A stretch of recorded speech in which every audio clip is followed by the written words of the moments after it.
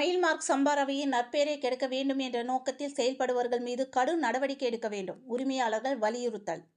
கோவை மயில் மார்க் சம்பாரவை நிறுவன பங்குதாரர்கள் செந்தில்குமார், பாலசுப்ரமணியன், பொன்முருகன், தமிழக வியாபாரிகள் சம்மேளன ரங்கே கவுடர் வீதி தலைவர் மணி ஆகியோர் செய்தியாளர்களுக்கு பேட்டி அளித்தனர். அப்போது அவர்கள் கூறும்போது, கோவை ரங்கே கவுடர் வீதியில் 60 வருட பாரம்பரியமிக்க ஒரு நிறுவனமாக எங்களுடைய மயில் மார்க் சம்பாரவை நிறுவனம் செயல்பட்டு வருகிறது. சம்பாரவை என்பது தமிழக மக்களின் அன்றாட உணவு முறையில் உள்ள ஒரு விஷயம். இதில் எங்கள் மயில் மார்க் சம்பாரவையின் நற்பெயரை கெடுக்க வேண்டும் என்ற நோக்கத்தில் மயில் மார்க் சம்பாரவை சாப்பிடும் மக்களிடம் பீதியை கிளப்பி வருபவர்கள் மீது கடும் நடவடிக்கை எடுக்க வேண்டும் என்ற நோக்கத்தில் தான் தொடர் புகார்களை நாங்கள் அளித்து நடவடிக்கை எடுக்க வலியுறுத்தி வருகிறோம். மயில் மார்க் சம்பாரவை சாப்பிட்டதால் உடல்நலக் குறைவு ஏற்பட்டது என ஒரு பொய்யான வழக்கை சென்னை உயர்நீதிமன்றத்தில் கோவை தொப்பம்பட்டியை சேர்ந்த ரவிகாந்த் என்பவர் கடந்த ஆண்டு தாக்கல் செய்திருந்தார். இதைத் தொடர்ந்து உணவு பாதுகாப்புத்துறை அதிகாரிகள் மயில் மார்க் சம்பாரவை உள்ளிட்ட பல்வேறு நிறுவனங்களின் சம்பாரவை தயாரிப்புகளை உணவு பரிசோதனை கூடத்திற்கு அனுப்பி வைத்தனர். அதில் மயில் மார்க் சம்பாரவையின் எந்தவிதமான வேதிப்பொருள், பூச்சிக்கொல்லி மருந்தோ கலக்கவில்லை என சோதனை அறிக்கை வந்தது. இந்த அறிக்கையை உணவு பாதுகாப்புத்துறை அதிகாரிகள் சென்னை உயர்நீதிமன்றத்தில் தாக்கல் செய்தனர்.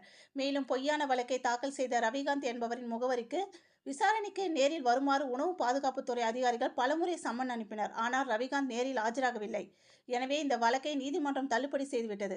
எனவே மயில் மார்க் சம்பாரவை மீது யாரும் குற்றம் சுமத்த வேண்டாம் என்று கேட்டுக்கொண்டார் என்பது குறிப்பிடத்தக்கது. நாங்கள் இங்கே மயில் மார்க் சம்பாரவை நிறுவனத்தினர் இங்கே குழுமி இருக்கோங்க. நாங்கள் ஒரு 60 வருஷமாக மயில் மார்க் சம்பாரவையை இயற்கையான முறையிலையும் பாரம்பரியமான முறையிலும் 2வது 3வது தலைமுறையாக தயாரித்து இங்கே 4 மாநிலங்களுக்கு நாங்கள் சப்ளை செய்துட்டு வந்துட்டு இருக்கோங்க. இப்போ கடந்த சில தினங்களுக்கு முன்னாடி ரவிகாந்துங்கிறவன் ஒரு பொய்யான வழக்கை தொடர்ந்து அதன் பின்னணியாக ஒரு போலியான வீடியோவையும் தயாரித்து சமூக வலைதளங்களில் போட்டுட்டு அதை பரப்பி மக்களிடையே குழப்பத்தை அச்சத்தை உண்டு பண்ணிட்டானுங்க.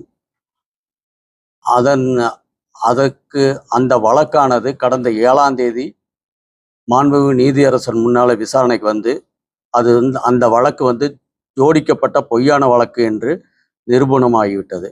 அதற்குண்டான ஆர்டர் காப்பி எங்ககிட்ட இருக்குங்க. மேற்படி ரவிகாந்த் பொய்யான வீடியோவை பொதுமக்களிடையே பரப்புனதுக்காக நாங்கள் கோயம்புத்தூர் சிட்டி கமிஷனர்கிட்ட அவன் மேலே குற்றவியல் நடவடிக்கை எடுக்க சொல்லி அவன் மேலே எஃப்ஐஆர் போட சொல்லி நாங்கள் வலியுறுத்தி வருகின்றோம்.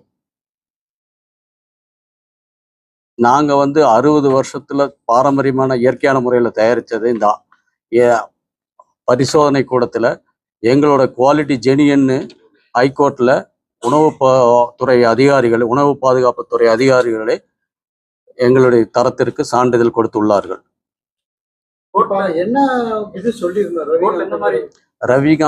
ரவிகாந்துங்கிறவன் எங்களுடைய பொருளில் வேதியியல் பொருள்கள் கலந்துருக்கு அப்படின்னு சொல்லி ஒரு பொய்யான வழக்கு போட்டிருந்தாங்க. அது அந்த வேதியியல் பொருள்கள் எந்த இதுவுமே எங்களுடைய சம்பாரவையில் கலக்கவில்லைன்னு பாதுகாப்புத்துறை ப்ரூவ் பண்ணிட்டாங்க. புகாரும் கொடுத்துருக்கு. காவல்துறை இப்போ வரைக்கும் எடுத்துட்டு இருக்காங்க. சைபர் கிரைம்லையும் கம்ப்ளைண்ட் பண்ணியிருக்கோம். சைபர் கிரைம் ஆய்வாளர் அருண் இன்னும் ஒரு 2 தினங்கள்ல அவன் மேல தக்க நடவடிக்கை எடுக்கிறேன்னு சொல்லியிருக்கிறாருங்க.